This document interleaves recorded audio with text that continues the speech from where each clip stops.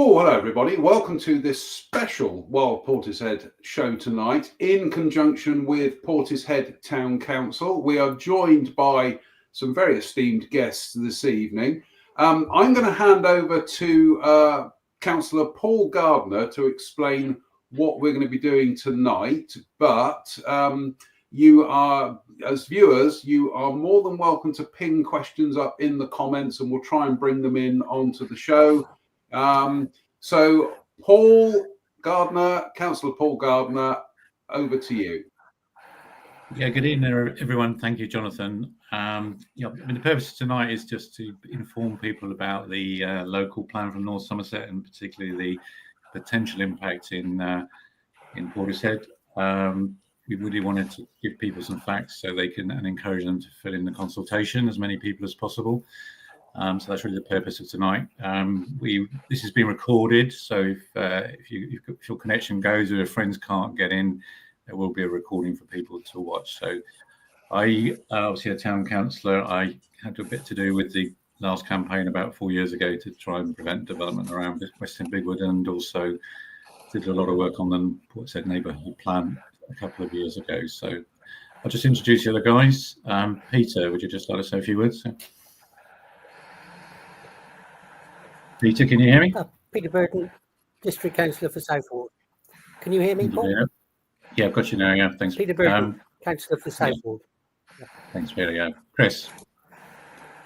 Chris Ferring, interested in the conservation wildlife of the area.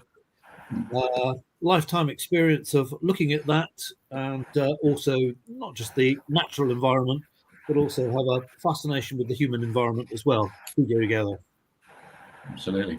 And Paul Churchill. Yeah, hi, good evening, everybody. Paul Churchill, resident of Northwestern. I was a councillor for a period of time. Many of you will know that. Campaigner for the protection of the Greenbelt in and around Western Bigwood, and also campaigner for Northwestern in general.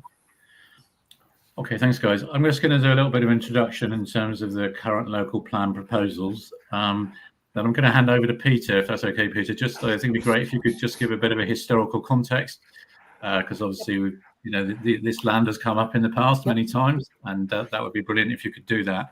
And I think after that, Jonathan's going to. We have had some questions kindly put in by residents, so Jonathan's going to bring some of those for us to answer, and then he will moderate other people who are asking questions on Facebook. So that's how it's going to work. So the current local plan, the previous one, as it was sitting there today, it's got a housing supply target of 15,375 for North Somerset. The government has imposed a new target of 23,985 homes. That's an additional 8,620. This is over 15 years. So it's a 15-year plan, which would mean building about 1,600 dwellings a year. Just for everyone's knowledge, North Somerset has never built in any year ever more than 890 dwellings. That was the best year ever. So one could sort of be a little sceptical about the target, but anyway, that would be what would be required.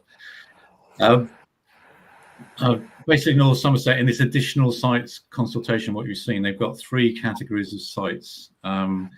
In the current version of the plan, there are 505 dwellings planned in Portishead. Most of them are around Wyndham Way, Old Mill Road, and the railway station, should it arrive. That's category 1, which are kind of already there. They've now got in their additional sites, they've got 2 categories. The second one is called most suitable, as they call it. There are 0 dwellings in Portishead in that category. And just for everyone's information, there are 4,000 homes at the Wood Spring Golf Course in the Yarnley, 8,000 in Weston, and something like 3,000 in Wolvershill near Banwell, and a couple of thousand round nails in Backwell. Just so you know the kind of the scale of this. So, and then the third category is what they call potential sites. It has got nearly 11,000 dwellings in it, of which 686 are in Portishead, and pretty much all of them are on the land surrounding Western Bigwood.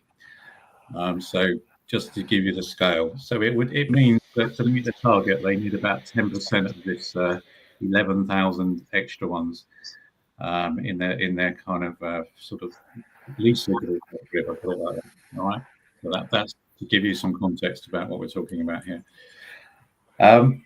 Peter, I think, as I mentioned, I think a bit of a history lesson around planning would be really useful for people. I certainly was well informed by you 2 or 3 years ago. So, would you do us the honour? Thank you. Yeah. Okay. Will do. Thanks, Paul. Most of the green belt in this area was actually agreed in 1957. What I think we've got to check now and be very careful about is Avon County, in their wisdom, in the 1990s, decided that there are certain areas around Portishead that needed more protection. Therefore, they actually extended the green belt. The old line used to be very much through the floor of the Gordano Valley.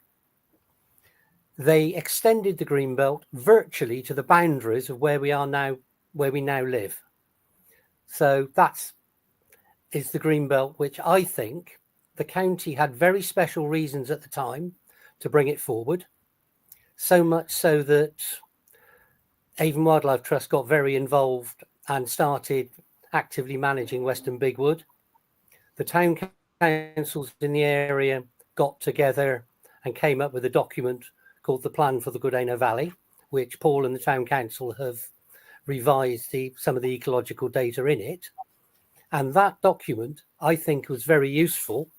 And what I think we've got to make sure doesn't happen is that the district council just decide this roughly 1,500 extra houses that aren't on preferred sites are distributed. Oh, well, Portishead can take its share. Western will, so will Clevedon. Because I actually think, unlike most other settlements in North Somerset, we have a lot more modern data relating to our greenbelt. And Chris was actively involved back in the 80s with the document of the Gordano Valley and the use of Western Bigwood. And I've just been reading through today the old inspectors' reports, and they're very clear that the areas around Derrick's Nursery, well, sorry, I call it Derrick's Nursery.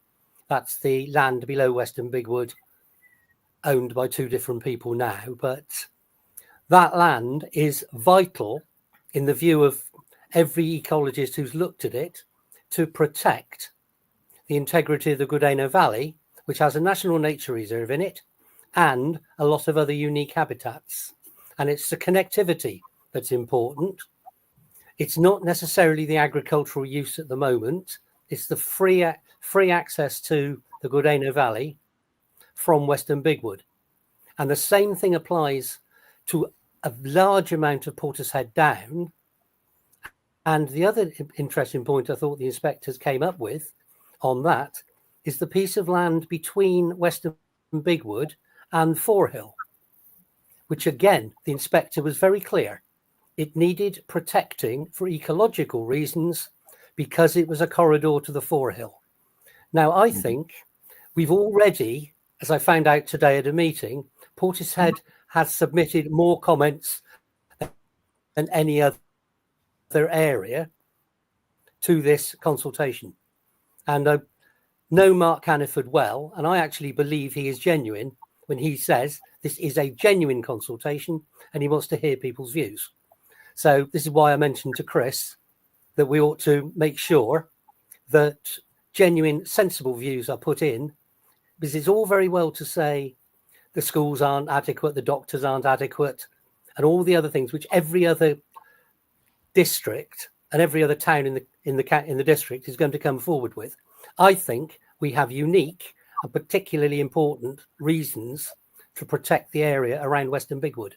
So that's where I stand, and I sincerely hope the people of Portishead will give genuine, logical reasons why these secondary areas that the council are consulting on are not suitable to be included for residential development.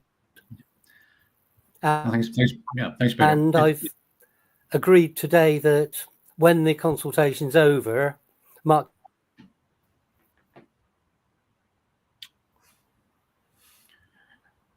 Peter's frozen there. We'll So have a walk around with Chris and Paul so that we can show him the importance of this area. Yeah, so you cut out a little bit there, Peter, but I think what you're saying is you've agreed that Mark Hannaford, who's the decision maker in North Somerset, is going to come round and for a walk, and we're going to show him around basically and show him what a special place it is. And I think to summarise what you said, that our green belt is special. It's not any old green belt. It's not just a ploughed field, and that's been proven in the past and tested through the planning inspector effectively. But it's really great that already we've got the most comments. So let's keep those coming in. So that's what we need to do. As you say, I mean, I'm probably like you, a little jaundiced with consultations, but this is a genuine one, and it's what we need to do is for them to take the land out of the additional sites, which obviously is an outcome that could happen as a result of this consultation exercise. But as you rightly say, we need a volume of contents, but they need to be informed, and hopefully we can do a bit more of that this evening. Jonathan, probably time maybe to bring in some questions, if you would. Right, we've got a question. We've got several questions here. So I'll go through them one by one. Question one: since a buffer around the woods, this is Western Bigwood, is essential to stop the degradation of the woods and allow wildlife to get in and out, how does this square with the proposal? Question two: access to the site is not clear as the top of the downs is very busy when High Down School comes in and out before and after school. Where would the access road be? 3, why is it necessary to build on land next to Cedar Way, as it is very steep and has lots of trees, etc.? And then the land around Western Bigwood is part of the Greenbelt and is an ancient woodland and a site of get my teeth in, site of special scientific interest. I'll tell you what, I'll leave the question up on screen for the next couple of minutes, and if you all want to kind of tackle all those points one by one, and then I'll come back in again. Sure, yeah. Chris, would you like to start off with the kind of buffer and the special scientific? Yeah, sure. Thanks, Paul. Thanks, Jonathan.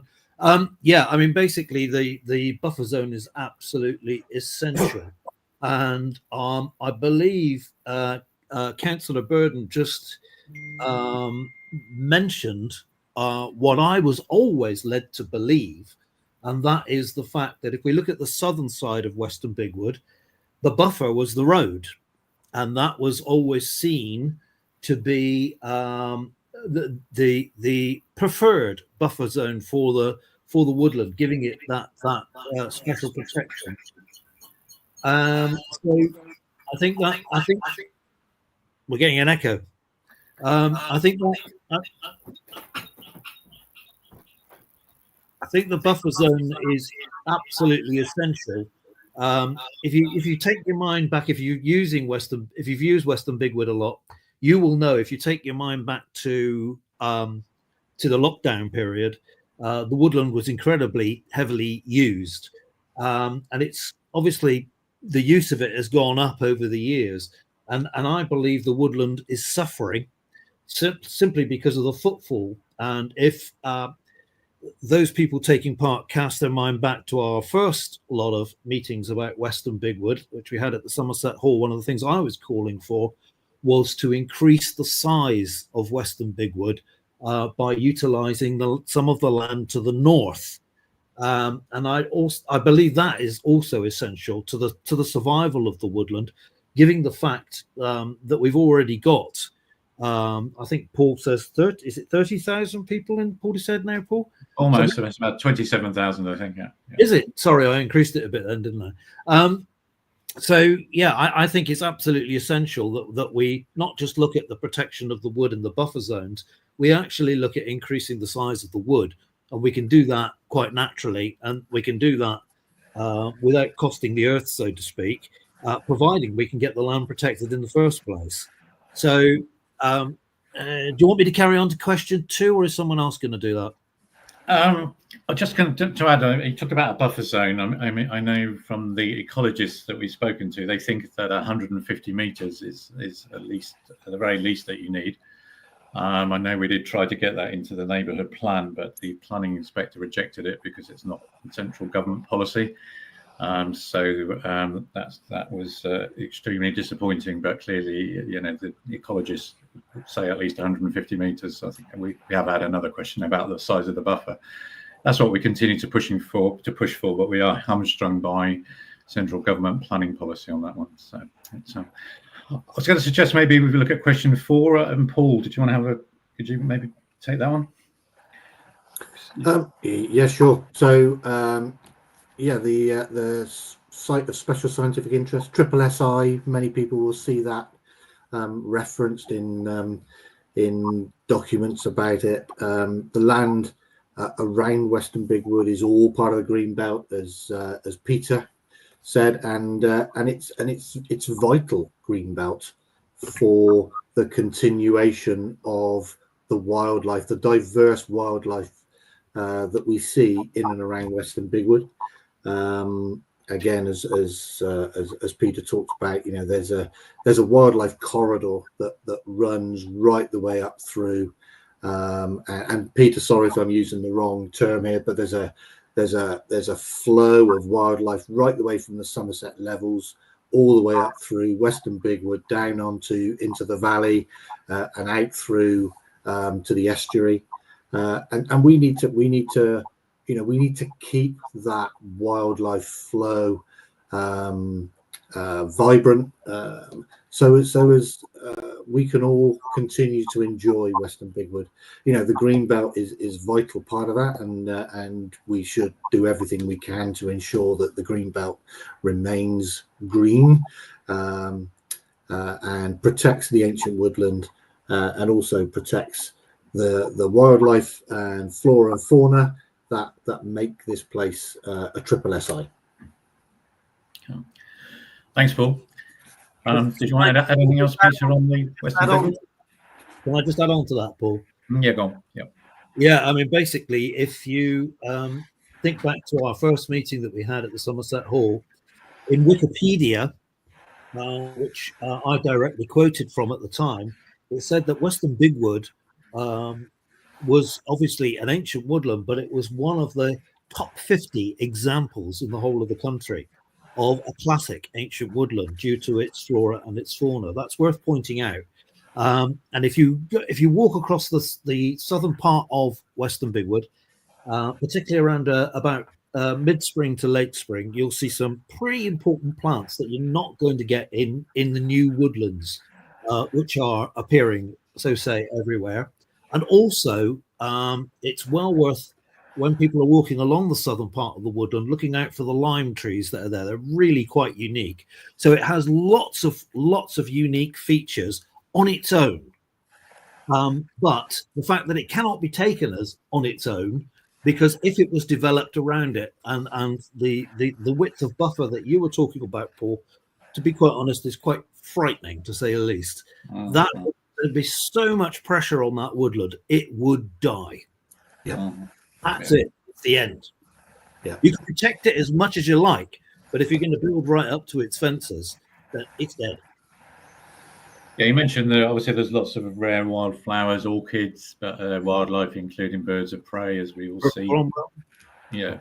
And we've got roosting bats, which are obviously that's a protected species, so that's all within the woodlands. So it's probably worth people mentioning those rare species and protected bats, because they obviously do need protecting by law. Peter, there was a question about Cedar Way, the land there. There's obviously there's a lot of woodland there already. I know there's some veteran trees there and ancient trees, which clearly they're also protected. Have you got any particular comments about that piece of land? Or? With Cedar Way, the piece coming up, yeah, it's green belt. Some of them have tree preservation orders on them, and I just think it fits into the whole package that should not be developed. Yeah, and I think that we stick to that ecological purpose. The problem we've got is when you look around Nailsea and other places, there's an awful lot of nice little pieces of land that might be worth protecting. I think our whole point has to be we have a very large piece that is of national, at least, importance, as Chris said. Yeah, that's right. And obviously, if you take out one piece of the jigsaw, which Western Bigwood, which would obviously be destroyed if you build around it, you basically take it that the whole thing will collapse, won't it? The whole Cordona Valley ecosystem. Domino effect. Yeah. Okay, there was a question there, a different question about access. I mean, it's hard to imagine where the access would be. You know, that might be up from Merlin Park and down at Western Wood Road. But, you know, really, if they're going to do it, they're going to have to build roads all the way through, which, again, would only further destroy the environment. But there's not particularly great access. And as the question hints at, there's already a massive amount of congestion around High Down School, basically. So I don't know, anyone else got a comment? Take the train up there, Paul. Yeah. I'm just going to leap in here, gents, because we've got questions coming thick and fast from viewers watching live. So we've got one from Susan Martin here. She says, I've been a resident for 20 years and passionate about our beautiful woods. I've seen a huge decline in our nature over this time. A huge decline in a herd of at least 30 deers, badgers, foxes, bats, tawny owls, and even grasshoppers. She has another question, which is, I have heard that there is an application for a potential nature reserve with a small car park at the end of Western Wood Road. Is this correct? I've never seen that one. I don't know. Have you ever seen anything like that, Peter? Go on. Yes. Mr. Churchill and myself met somebody there. I think we were pretty clear in telling him our views of his proposal.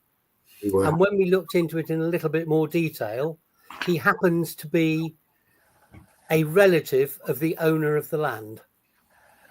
So my view is if you allow any incursion into that area, you are opening the floodgate, and anybody who thinks you can take any extra traffic off Underwood Road, I think needs their head seen to. Mm-hmm. We've got another question here from Isabel Palmer. She says, should we try to get support from different trusts and public-private organisations to support non-development?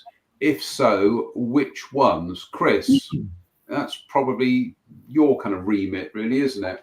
Me? Oh, you know what I mean. You've got experience with some of these organisations.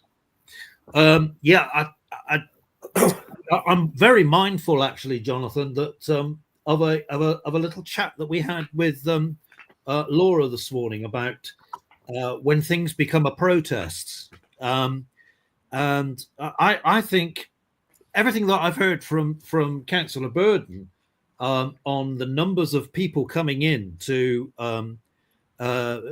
take part in the consultation, that's very lifting. Yes, I think we should definitely put the feelers out to any organisation that has an interest.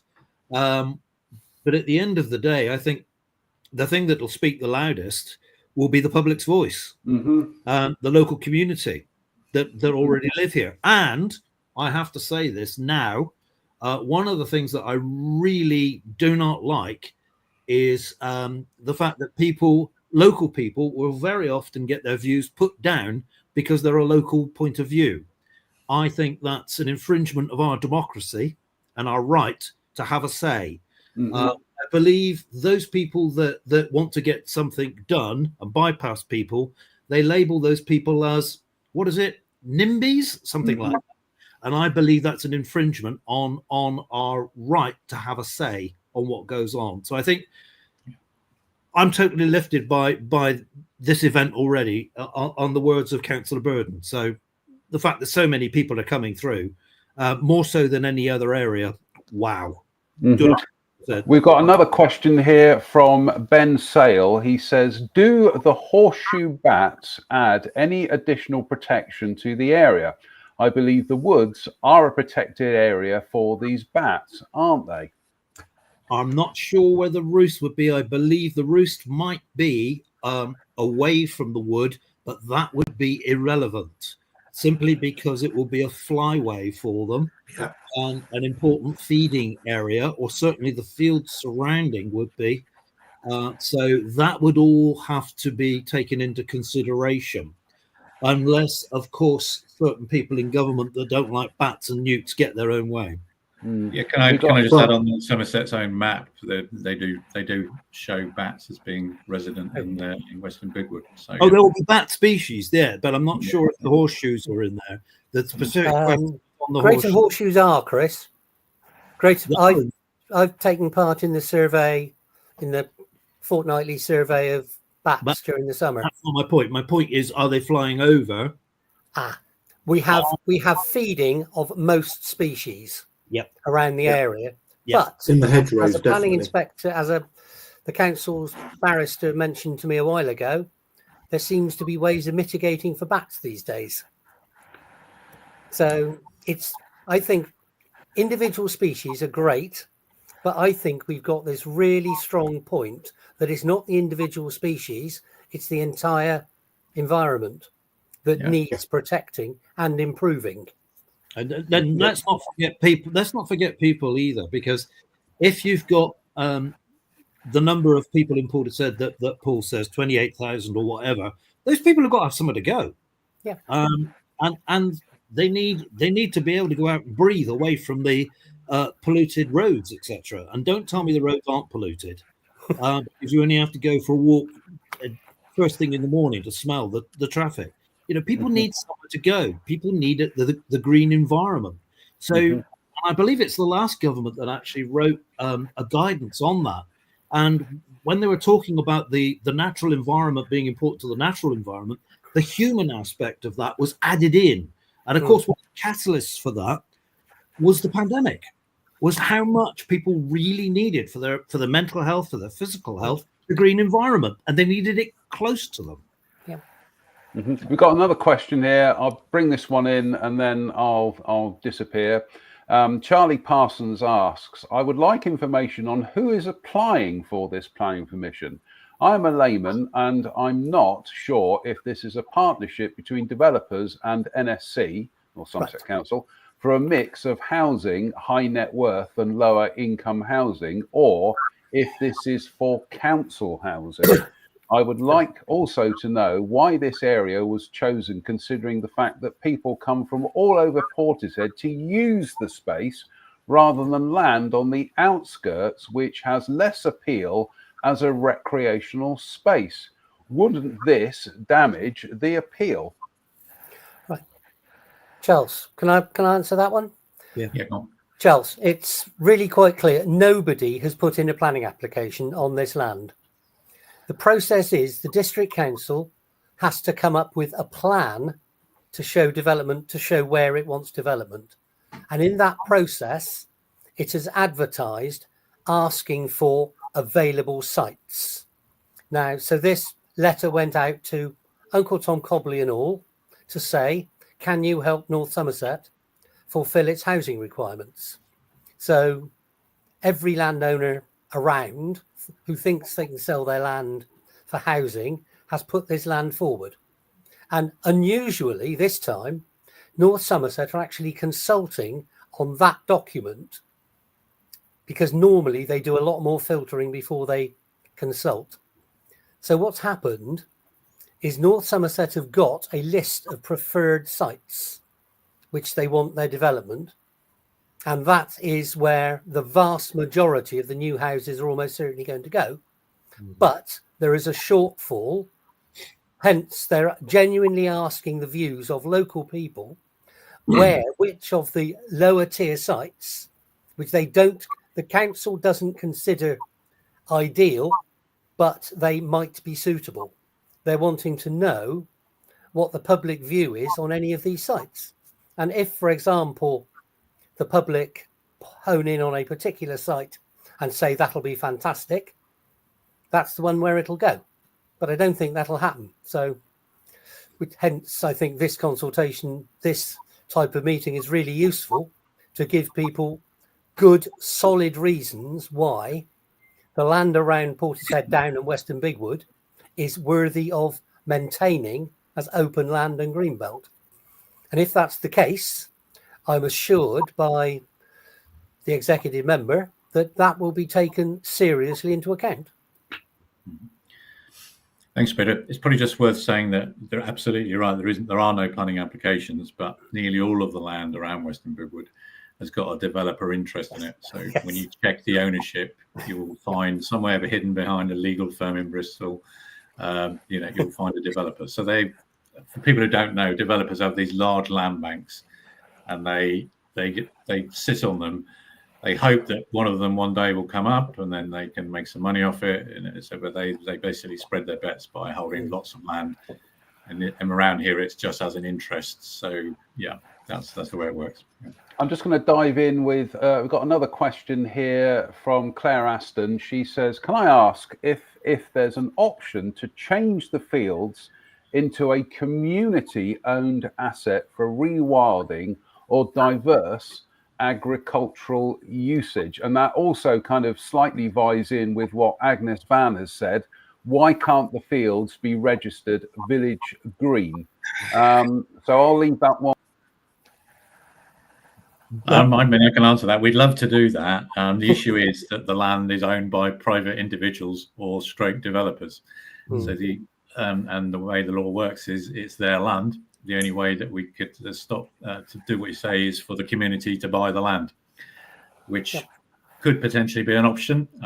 You could see maybe if these sites all are taken out, obviously they will become a lot less valuable to the current owners, and they may be open to a discussion. So, but that's probably the time to move.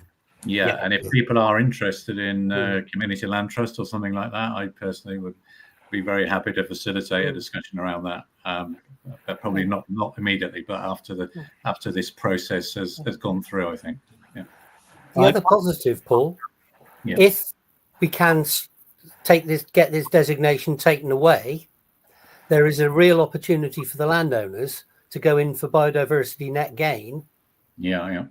Which will mean they can take money from developers who are developing other places to actually improve the environment. And I think, as Chris said, the quality of that area is decreasing, and some extra investment would help to improve it. Yeah, there's a couple of really important points there, Peter. Yeah, because I think it was a previous question about the land degrading and the wildlife disappearing. Yeah. It's not only people's perception and what they see. We do have the evidence base for that, because we have the report from 1988, which is a full biodiversity study. It wasn't called that in those days, but it's basically a full ecology study of the wildlife, flora and fauna in the Gordena Valley. As Peter or Chris mentioned, the town council, we did do a sort of more limited study 3 years ago. Thanks, Peter. Yeah, that is the Bible there. We commissioned a sort of smaller study to do an update, and as it happened, the day we walked around with the ecologist, the landowner had just sprayed the field with glyphosate and other chemicals to try and degrade the land and kill all of the. I have all the photographs. Yeah, so we had all the photos. The ecologist was quite interested. I think she'd never been on a field which had only just been sprayed in a deliberate attempt to try and degrade it. So that's. But it was quite lucky that 2 weeks before that, I'd done a botanical survey in those fields. So I'd recorded everything, and it's in the public domain. You can go to iNaturalist, and you can look up all the plants which I recorded over that period. And as Paul's rightly said, that was sprayed out completely.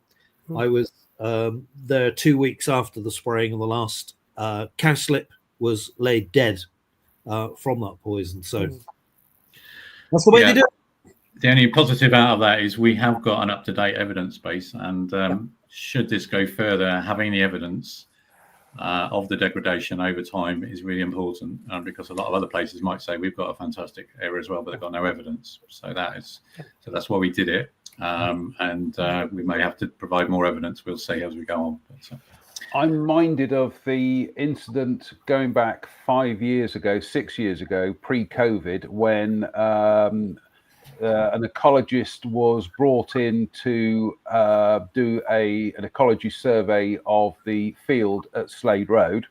And a couple of days before he turned up, the whole area was blitzed. So, exactly. Yeah. Yeah. So, right, we've got another question here. How that started. But never mind. This is a very good question. This is about access. When the houses are built, and we all know they will be, well, let's not be pessimists. How will North Somerset Council and developers guarantee that mobility impaired residents will not be impacted by even more pavement obstructions in the same way as other areas of Portishead, such as the Marina, the Vale, Mendip Road, and offshoots, and increasingly the Tower Farm estate are currently blighted by pavement parking? How will any development improve access to green spaces for disabled people? Great question. Yeah. Has anyone got an answer to it? Because it is a great question, but I'm not sure how the planning process would deal with it. It's definitely on my list, and it's something that I've discussed before, and that is the fact that our natural environment should be for everybody, and nobody should be excluded from that. And I believe that I said this at the Somerset Hall meeting, that if we can ever fully get proper protection on our areas, we should consider the fact of having an easy access trail through somewhere like Western Bigwood, so that anybody can enjoy Western Bigwood like those of us do who are fully able.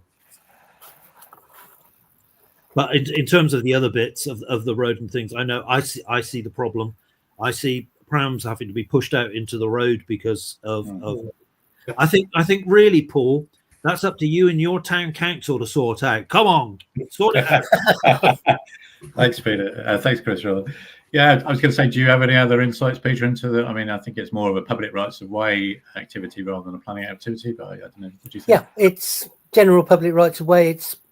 There seems to be a lot of inconsiderate parking around at the moment, and my view is, some people, if we can get the community enforcement team around to issue a few tickets, perhaps is going to learn, but it's an awkward one. It's an awkward one. I mean, the government was going to change the rules about pavement parking and make it illegal, but that was about 5 years ago, and then nothing's happened, has it? So yeah. Okay. Any more questions there, Jonathan?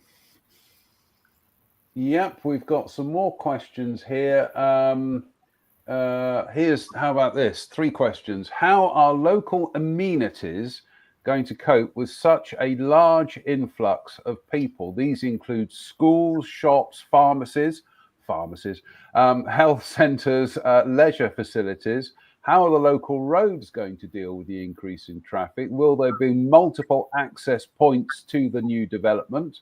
Are the bus services going to be increased? Is the road infrastructure in and out of Portishead going to be improved? And will the local environment be damaged due to a massive increase in pollution? I'll take point 3 on there. And basically, we can, let's say it all goes ahead, we can offset that by creating green areas around those roads. The science has been done on that. The places in London where around the A4, where they found that babies were being born with smaller lungs due to the pollution, where asthma was at runaway epidemic proportions. They found that by growing greenery around those roads, that the greenery was was absorbing some of that pollution.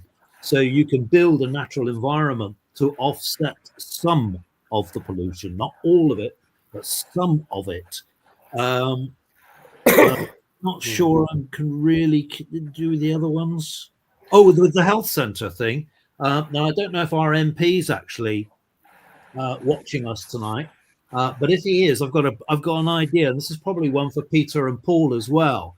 And that is, we already can't cope with. We've got 2 health centres. We've got 2 brilliant health centres, and I had to go down the other day, unfortunately, and it was absolutely chock-a-block. Why don't we think about turning one or maybe both of those into that wonderful example which they have down in Clevedon Cottage hospitals? We can actually do it. I mean, the one at Harbour Road is already a very big building, and all you've got to do is add a building on top of the existing to the Portishead Medical Group's building, and you've got a cottage hospital there. Just an idea. Just an idea. It's a great idea. I mean, I think the short answer is clearly there would need to be new facilities. It's always a battle, but yeah, that's clearly you would need them. In terms of the traffic, I think we did touch on that. I mean, you know, obviously where the location is, the access is very poor. It's clearly it would add to a massive amount of congestion and coming down Avon Way into the High Street and trying to get out of Portishead. And I know the Highways Agency will also be pretty interested, if that's the right phrase, on the additional congestion on Junction 19, which is obviously already heavily congested. Anything else, Peter, on that one? Well, the problem I've got with that argument, I agree with absolutely everything that's been said. The same will apply to anybody in Nailsea or Backwell, considering the same proposals. Indeed, yeah. So, Which, exactly. yes, it needs saying, but this extra target the government have insisted we take cannot be taken without pain. No. Actually, there's one topic that's not come up yet, which is flooding, isn't there? And Paul, I know obviously on the south side that's quite a major issue. Did you want to just touch on that, because that is something that differentiates us, I think. Yeah. Good point. It is. Yeah. It's we know, there's certain parts of Portishead that suffer from flooding with after heavy rainwater running off the top of the hill and coming down through. Lipgate Place, as an example, is regularly underwater through the winter, but also down in the valley as well, which we know is a floodplain, which is what it needs to be. It needs to do that. So there are natural processes at work there to take the water that comes down off the hill and out into the floodplain.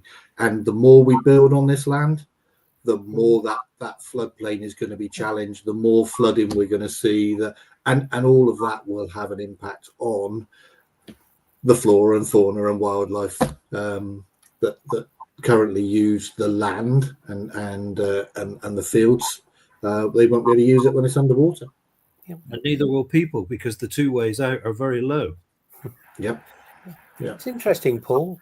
Today, the piece of land next to the allotments that was in the previous proposal for about 70 houses. Yeah. I question the officers as to why that hadn't even come forward, even though the developer has offered it forward again. Apparently, the government have redone the flood maps with the Environment Agency, and that is now subject to flood risk. Yep. Oh, okay. Which, when you think of the height of that in comparison to the rest of the town, I found that quite worrying. And that's next to Gertie Gales, Peter, yeah? Yes. Yeah, so it's next to Gertie Pales for people who know it. So it's just, it's on a little ridge just above the Somerset level. It was recommended for about 70 houses in a previous local plan proposal, and then taken out because it was alleged the housing numbers didn't require it. And I just wanted to know why it wasn't put back in this time as a suggestion. Okay, so the floodplain's been extended to include that. That's very interesting. Yeah. Which we've got a question here from Stuart. It's a very important point that Pete's just actually raised, because that ground there, and I think I've discussed this with you before, Paul, it's quite high to start off with. It's level to Gertie Gales. And then it suddenly drops off back down to the valley floor itself. That is really quite a significant step. But don't worry, folks, about the flooding, etc., because the beavers are coming and they're not very far away. We've got a question here from Stuart Tarr. He says, North Somerset Council and prospective developers would recognise the constraints of Greenbelt, ancient woodland, SSI, etc., but it is not the woodland that is to be developed, and with an adequate buffer zone would respond with further mitigations to allow development to proceed. So what is the answer to that, as opposed to saying not here? Can I take that in two parts, Stuart? I think Portishead down, there might be an argument to say there is a line that could be drawn. But as far as the land below, Western Bigwood and to the side of Western Bigwood, I don't believe there is, because that's its major connection to the Gordano Valley. And we're not just talking about protecting the wood, we're talking about protecting the entire area. Yeah, I think that's a fair point. I suppose the other sort of related point there is where else in Portishead would you build? But that's obviously what's already in the core plan, which is the kind of Old Mill Road, Wyndham Way railway area. Yeah. Whether you could increase the density of that whilst retaining commercial land and some community infrastructure at the same time, I guess that could be looked at, couldn't it? Because obviously there is quite high density housing already around there. Yeah, got a question here from Neil Morrissey. He says, sorry, Niall, where does the Gordano Valley Bottom ISSI extend from south to north? Does it extend up to the Clevedon Road? If so, then surely it and Western Bigwood and its surrounding area are all part of the same system. Yeah, I would argue ecologically they are part of the same system. Yeah, exactly. They are. I think maybe there's some terminology. The triple SI, the Western Bigwood is defined as that area as a special scientific interest. Obviously, the estuary is also a triple SI and a Ramsar site. Then you've got the Gordano Valley itself, which has got other triple SI. Which is National Nature Reserve. Yeah, that's a National Nature Reserve. It's also in the North Somerset's policy as a green infrastructure corridor. So it has all of those different protections and designations, basically. But the point, it is all joined together. Absolutely, that is the main point. Yeah. I'm just gonna bring in another question here from Marjorie Hookham. She says, surely building on the land around Western Bigwood, in addition to the detrimental effect on the wood itself, would exacerbate flooding on the valley floor. And I think anybody who knows that area outside Gordano School by the footbridge, you only have to have a little bit of a downpour and, it's a river, isn't it? Yeah. The water's got nowhere to drain to. Yeah, it's caused by obviously water coming off the hill, and then the tide on a high tide as well. It all backs up basically. So yeah, it's only just along the road. And that carries on round the island, round sort of sheep fields, round to the bottom of St. Peter's Road.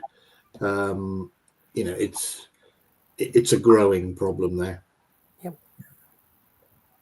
And we've got another question here from Ben Sale, who says, how important are our fields in terms of the green and blue corridors mentioned in the local plan? I think we're saying they're extremely important. I just pick up one of the points Peter made about the biodiversity net gain. Basically, if you're going to develop anywhere, you have to provide a net gain for biodiversity net gain of 10%. So clearly, developing this land, there's going to be a massive decrease in biodiversity, which then have to be made up somewhere else. Clearly, one of the defensive things we can do is suggest to the landowners that actually this land is where biodiversity credits are spent. So they are improved by a development somewhere else, which hasn't got anywhere local to actually improve the environment, but they could use the fields around here, and that would actually enhance the whole of the woodland it surrounds and the Gordano Valley. So that to me would be the best outcome out of this, really. And we've got another question here. Bear with. Let's have a look. Bert Bennett says there is an opportunity to get guidance at Northwestern Village Hall one Saturday afternoon this month, and he's putting the onus on you, Councillor Paul Churchill. He says Paul Churchill will know the date. Yeah. So this is something we set up as part of our local community group. We know that within Northwestern, as an example, we've got a large number of people who have limited access to complete the consultation form because they may not have internet access, or they may just want a little bit of help and guidance. So what we've done is we've booked up Northwestern Village Hall on Saturday the 15th of March from 2 o'clock till 5 o'clock in the afternoon.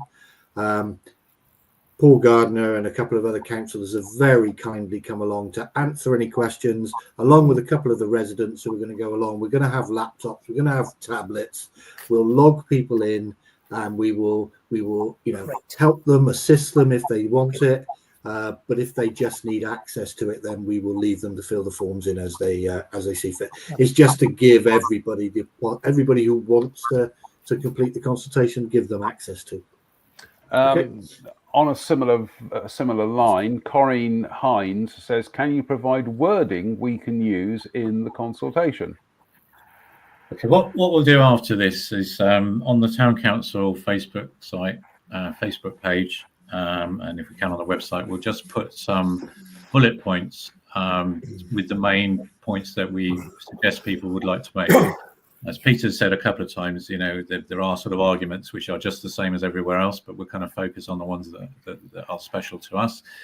We'll put some bullet points. I think we'd encourage people to use their own words, but and use the bullet points as a guidance.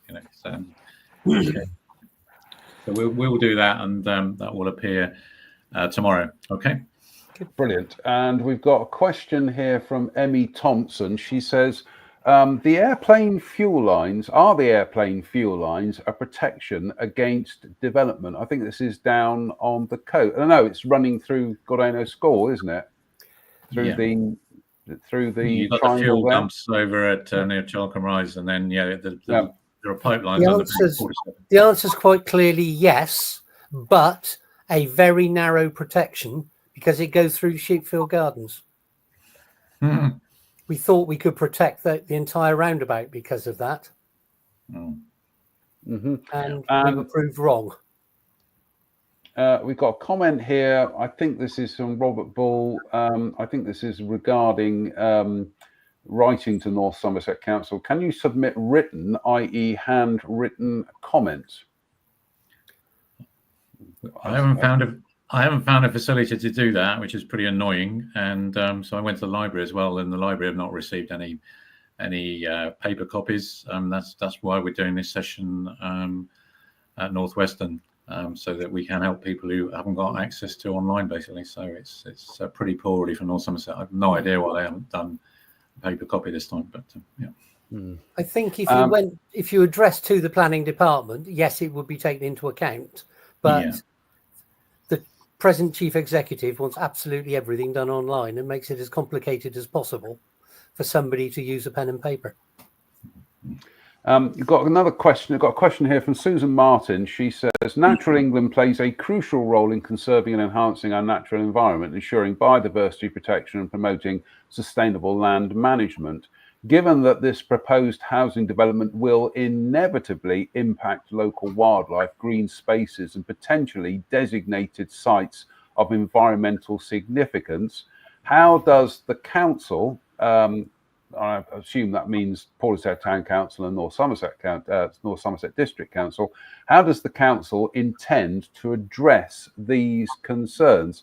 Specifically, has Natural England been consulted, and what measures will be taken to prevent irreversible damage? What a brilliant question.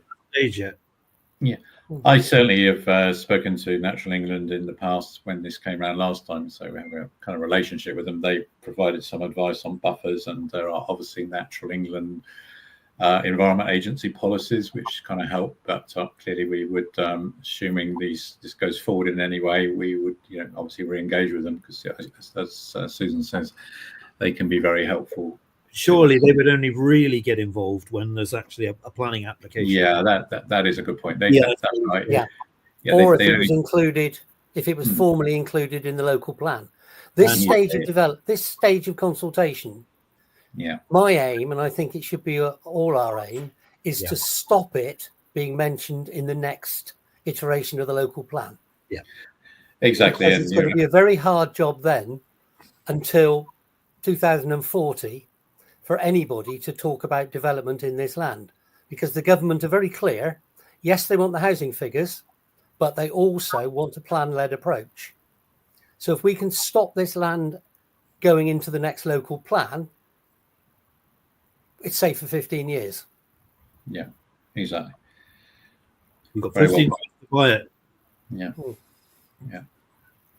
Better get saving then. Yeah. Well, this is Okay. So it's this a bit of a monster set of questions here, but we'll see what we can do. I've been a resident in Portishead for almost 26 years, and like most people in this area, I do not particularly want more houses to be built here. However, realistically, those houses need to be built somewhere because there's a genuine need.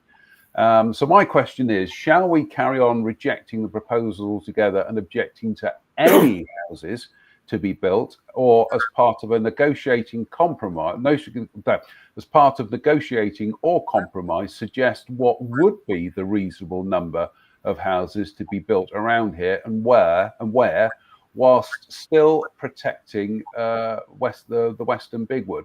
For instance, wouldn't it be try to get my teeth in. For instance, wouldn't it be unreasonable, in my opinion, to build some houses at the bottom of what people call the cornfield along the main Clevedon Road, as there's already a road there with plenty of traffic anyway, and it is some distance from the woods? Similarly, maybe a limited number of houses could be built near the top, Merlin Park Tower Farm, since this area is a fair distance from Western Bigwood.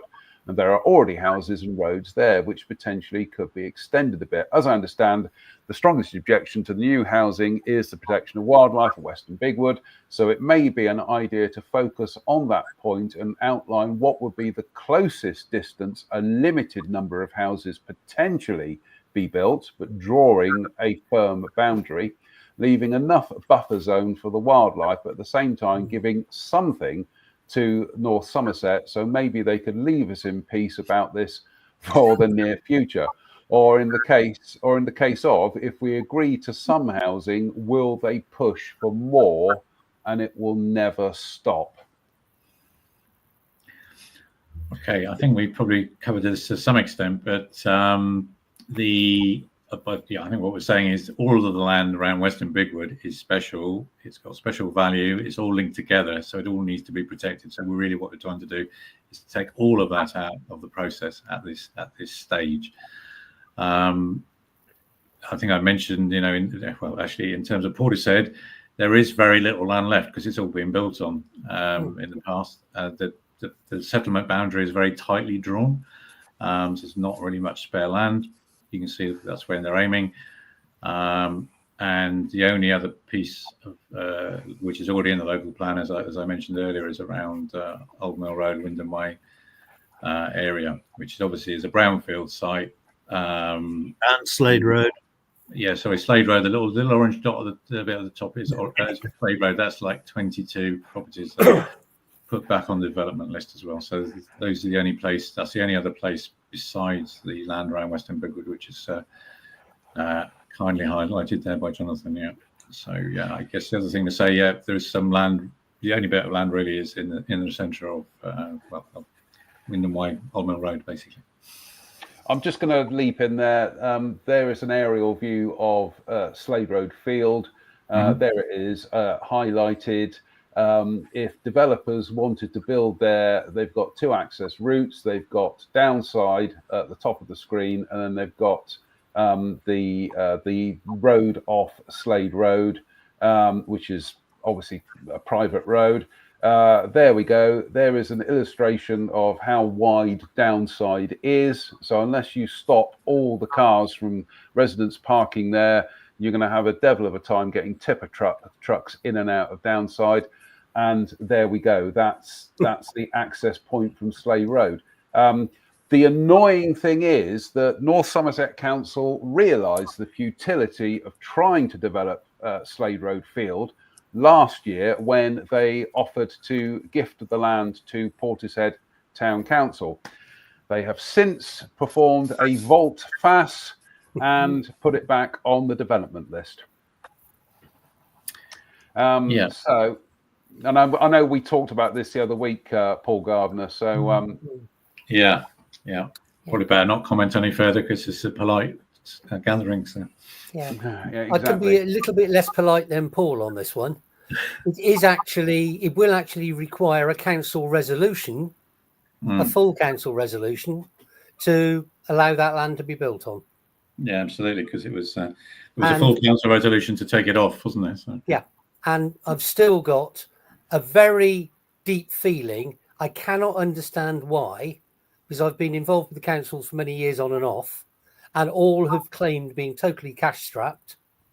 I just cannot understand, or don't know what the problem was to stop that land being developed 25 years ago. No. And no developers came forward when David Pasley was executive member trying to get rid of it. Nothing materialised. And I just think you've shown the problems with developing it, Jonathan. And I think it's basically undevelopable. Yeah. Which We've doesn't got a do the question council here any from, good to put in a site for suitable for development that is undevelopable. Because all that will happen is a planning inspector will expect that number of houses to be built somewhere else. Yeah. So I think it's counterproductive what they've done. It's Charlie interesting Parsons. that Slade Road linkage to Western Bigwood. There is a linkage there. Yeah, there is actually.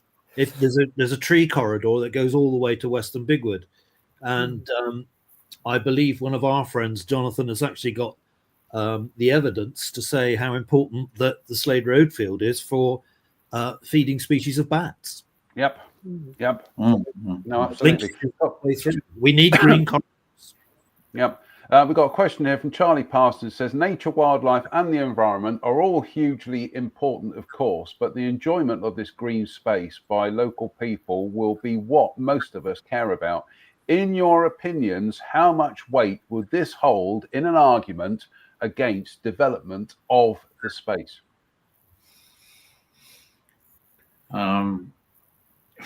It carries some weight. I think the main argument is it's undevelopable, if we can say that word, as we were just saying. Are we still talking about Slade Road, or are we talking about the general, the general areas we've been discussing? The general area, in terms of obviously Slade Road's a smaller piece of land, but it's still a really important link to local green space.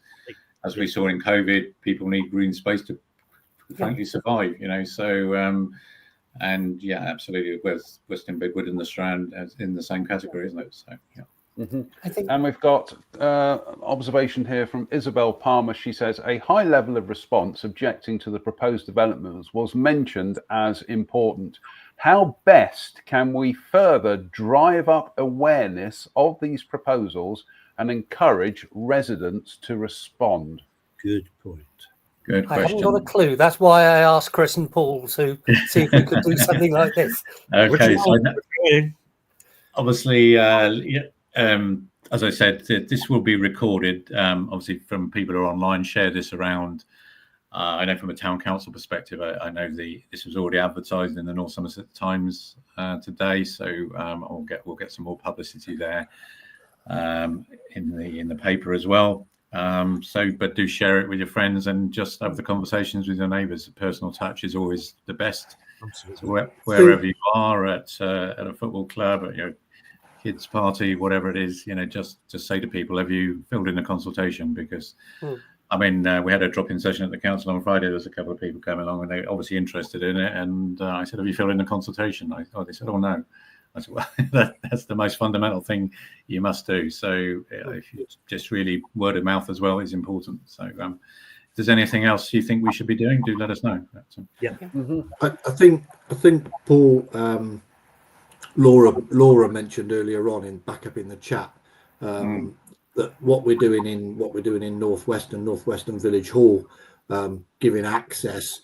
We've leafleted, or I know it's quite late in the day, and we did it as a community group for Northwestern. So, I don't know how doable it is across some of the other wards, but certainly for Northwestern, making sure that everybody is aware. So, we've posted multiple times on our community group. We've leafleted everybody about the event going on in the hall, and Laura suggested maybe that could be done at the other halls as well. Yeah, or if you don't mind, perhaps we might publicise your event as well a bit wider, more widely. We may need more people with laptops and tablets. We did a bit of it last Friday, but yeah, we can. I'll have a look, and if there's anyone listening in from the north side, if anyone else, absolutely, A question for Paul. I've got a question for you, Paul Churchill. Have you got a poster for the event at Northwestern Village Hall? Have you got one ready to go yet? I have, yes. Excellent. Yeah, we've right, done. okay. Well, it's a flyer, Jonathan. So it's been put through everyone's door. So Yep. I'll send you up a copy of it. That's brilliant. We'll share that on our Facebook feed. Gentlemen, we have been going for an hour and 10 minutes now. You are more than welcome to carry on, or if you want to start to wrap it up, if you'd like to do your closing statements, then we'll end the discussion. Is there how many more questions is there out there? That's pretty much it at the moment. Barney Stead says, good comment. How can we spread more awareness than Facebook? Postal info ? This is a good question from Tat Tang Guyan. Sorry about that. New developments would create more light pollution. As a result, it will negatively impact stargazers, which, Chris, you and I, there we go. Should it be a valid point in consultation? Me personally, yes. I would say yes. Yes, yes, and yes. And again, I refer back to the last government who had a whole page on their planning documents on light pollution. And not just the effect of light pollution on us stargazers, but also the effect of light pollution on human health and the effects of light pollution on wildlife. And if you want to see some really good examples of where local authorities have been working on light pollution, go to Bath. There's some wonderful examples there of low lights, still got lighting, so they've still got the security for the people, but they're done in such a way that they light up the ground and they don't light up the sky. And they've done it with bats in mind, but the local astronomers that I know there are having a whale of a time, especially at the moment when you've got such a brilliant planetary alignment taking place. Yeah. Just a couple more questions. We've got a very good point from Craig Rudge. He says, for those that live in such buildings, a flyer would be great to post on the notice boards of blocks of flats. Craig, get in contact with us and we'll see what we can do. And Stuart Tarr, he says, we should mention the community infrastructure levy as a North Somerset Council develop a response to improved access, mitigations against water surface flooding, and the provision of important retail and other public services. So we need to demonstrate why CIL-funded mitigations will not work, either to protect environment ecosystems and the provision of services. Okay. So Can I'll I leave comment that on one. that one? Yep. Yeah, go on, Peter.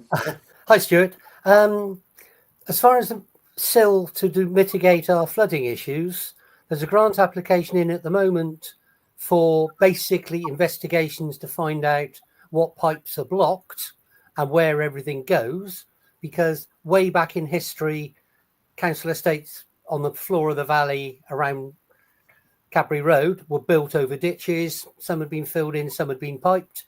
Nobody knows where it is. The actual costing for that little lot for the survey is over £250,000. By the time you connect that little lot up, you're going to be well into six figures to sort out the trouble. So any levy given by a relatively small number of houses isn't going to solve that problem. It's a major issue that needs sorting badly. And the other one is, I really do find it hard to contemplate losing or expecting to compensate for what I consider high value environmental land off-site. I think we should use our high value environmental land should be improved by areas that are less environmentally important. And there are quite a lot of them when you look at the list of sites North Somerset's considering. Yeah, shall I do a little summary and then other people chip in? Yeah, I mean, I think what we're suggesting is that now is the time to get this land off the additional sites list, and out of the process, which should protect us for 15 years. That's the objective at the moment. The best way to do that is as many people respond to the consultation as possible. And I think the main arguments are, as Peter just said, our greenbelt is of extremely high environmental value. That's what differentiates us. And it's not just the wood, it has to be that all of the land surrounding it, because it's all part of a strategic green corridor, the Gordano Valley Nature Reserve. It's all joined together. So that's a really important strategic point, which to me, I think is probably the main argument against the developers.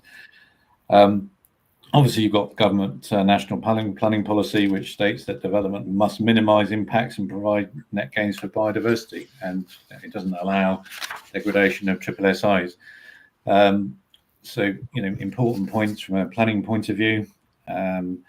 We know the land is, the woods are already being degraded, even with the current kind of footfall and pressures on them. And any protections must be well beyond the woods. So I think those are really key points. We have got the evidence, as we've said, to prove the degradation and how special the places are as well.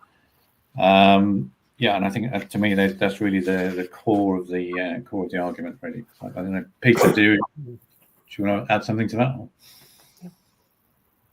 Yeah. Anything else to add, Peter? No, I think we've just got to make sure this is a genuine consultation, and we want as many people as possible to come in with logical objections to these proposals, and then hopefully we can put this one to bed, because by the summer the plan is for the district council to formally go out to consultation on its proposed plan before the public inquiry. And if relatively little land in Portishead is mentioned, there's going to be land around Old Mill Road, we've got to accept that. But if relatively little land apart from that is mentioned in Portishead, I think we've succeeded. Yeah, absolutely. Yeah. Paul Churchill, anything to add up? So you're on mute, by the way. Oh, I'm terribly sorry. I'm just going to reiterate what pretty much everybody has said, and that is, this is our opportunity. This consultation is our opportunity to have our say, to put forward our reasons for not allowing these potential, these potential areas to be developed, and to protect, what is the lungs of Portishead. It's the last extensive piece of woodland within Portishead, and it's very fragile, and it won't take very much development really to have a massive impact on it. So this is our chance to have our say in the consultation. I urge everybody to speak to their neighbours, to the guy you sat next to, or in the coffee shop or whatever. Then let's make sure that everybody fills that in. Sorry to interrupt. Paul Gardner, Susan Martin's asking, where is the link for the consultation so we can share it? If you can message me the link, I'll put it I'll pin it to the top of the Wild Portishead page. Yeah, the other way to find it is if people Google North Somerset consultations and just follow the link through there. So it's Google North Somerset consultations, but I will just send you the link. I'm just doing that at the moment, because I think the thing that puts people off sometimes is it's literally that Hitchhiker's Guide to the Galaxy thing of the plans were on display at the bottom of a locked filing cabinet with a sign on the door saying beware of the leopard. So it's they can bury these things quite considerably.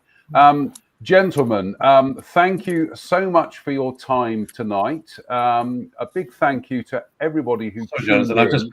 I'll just put the link in the chat. I don't know, are you able to sort of send that to people from here, or have you got? Yep. Right. I'm just going to my Facebook page. Sorry, this is live stuff on the fly here, folks. I'm just where did you send that, Paul? It's in the private. It's in the private chat. Yeah, I got you. Yeah. Right, I'm just putting it onto the comments. Right, Right, I'm just going to put that onto the Wild Portishead page I'm pinning it to the top of the Wild Portishead page. So that will be there instantly right now. So, yeah, there it is. It's on the Wild Portishead page. Thank you for the link, Paul. That's it, gentlemen. I'm afraid we are going to have to wrap this up. I do thank you all for your time tonight. So Chris Sperring, MBE CDM, Paul Gardner, Peter Burton, and Paul Churchill. Big thank you to everybody who's tuned in tonight. Do you know what, Chris? This has been our biggest audience ever. How many? How many? Into the hundreds. Good. It's been very good. Absolutely fantastic stuff. So, Chris, we'll be doing another live soon anyway. Yep. Thank you, everybody, tonight. We will see you all very soon, and keep an eye on the World Portishead page, because we will try to assist people in engaging with these consultations, and as Paul Gardner said, with bullet points and everything. So we'll try our best. Until the next live show, thank you for watching, and we'll see you all very, very soon. So from us all, thank you and good night. Good night.